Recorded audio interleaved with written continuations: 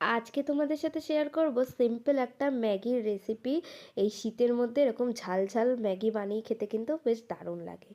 তো এখানে আমি প্রথমেই ডিমটাকে নিয়ে একটু ঝুড়ো ঝুড়ো করে ভেজে নিয়েছি, আর এখানে বিনস আর গাজরগুলোকে হালকা একটু ভাপিয়ে সিদ্ধ করে নিয়েছি। আর ম্যাগিটা তো আমি সিদ্ধই করে নিয়েছি, বেশি বয়েল করবে না, যাতে গলে না যায়। আর এখানে পেঁয়াজ আর আলু কেটে রেখেছিলাম। আর এবার কড়াইতে ওই যে ডিম ভেজেছি ওই তেলের মধ্যেই আমি এখানে রসুন ফোড়ন দিয়েছি। রসুনটা একটু হালকা ভাজা ভাজা করে এবার এর মধ্যে যে পেঁয়াজ আর আলু কেটে রেখেছিলাম এগুলো দিয়ে একটু হালকা করে ভেজে নেব। তারপর আমি এর মধ্যে দিয়ে দিয়েছি এই যে আগে থেকে একটু ভাপিয়ে রাখা গাজর আর বিনস। এর মধ্যে তোমরা চাইলে ক্যাপসিকাম দিতে পারো। আচ্ছা, এর মধ্যে আমি একটু লঙ্কা কুচি দিয়েছিলাম যাতে একটু সামান্য ঝাল, আমি বেশি ঝাল খাই না তাই সামান্য ঝালের জন্য লঙ্কা কুচি দিয়েছিলাম।